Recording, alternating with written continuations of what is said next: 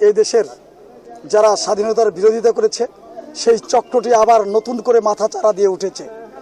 তো তারা আবার বাংলাদেশে বিশৃঙ্খলা তৈরি করার জন্য নিজেদেরকে ক্লিন ইমেজের অধিকারী বলে সারা বাংলাদেশের সন্ত্রাসের রাজত্ব কায়েম করেছে।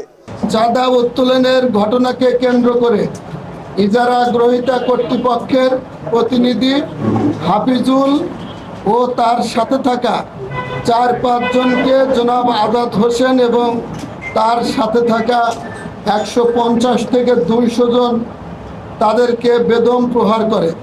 আমাদের যে উল্লাপাড়ার সাবেক বিএনপির সদস্য সচিব আজাদকে পিছন দিক থেকে আঘাত করেছে।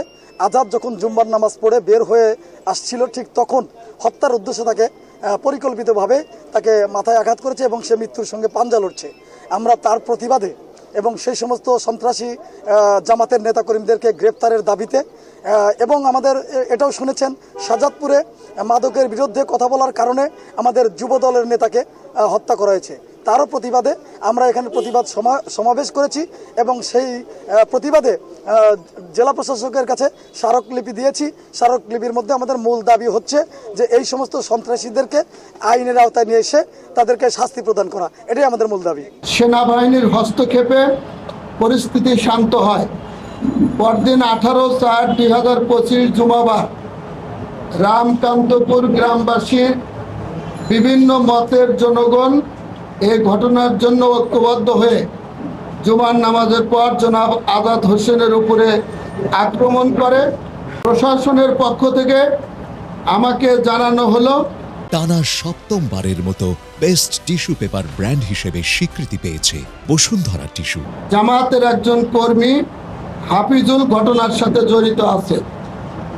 ঘটনা জানার পরে আমি নিজে উল্লাপাড়া সেনা ক্যাম্পে গিয়ে উক্ত কর্মীকে আইনের হাতে সোপর্দ করি, যা বাংলাদেশের রাজনীতির ইতিহাসে বিরল ঘটনা।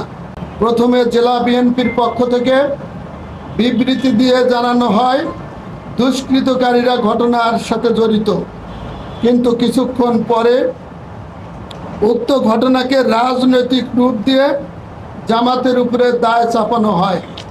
এরপরই বিএনপি উল্লাপাড়া দেশীয় অস্ত্রশস্ত্র নিয়ে মহড়া দিয়েছে।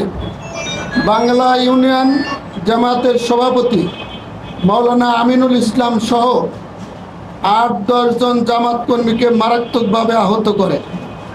বড়হার ইউনিয়নের 2টি অফিস ভাঙচুর করে। জেলা বিএনপির সমাবেশ ও স্মারকলিপি প্রদানের অনুষ্ঠান থেকে উত্তেজনা ছড়ানোর সৃষ্টি করা হয়, যা কারো জন্যই শুভ হবে না, বরং ফ্যাসিবাদের দোসরদেরকে উৎসাহিত করবে। উল্লাপাড়া উপজেলার সংগঠিত ঘটনা অরাজনৈতিক ও ব্যক্তিগত।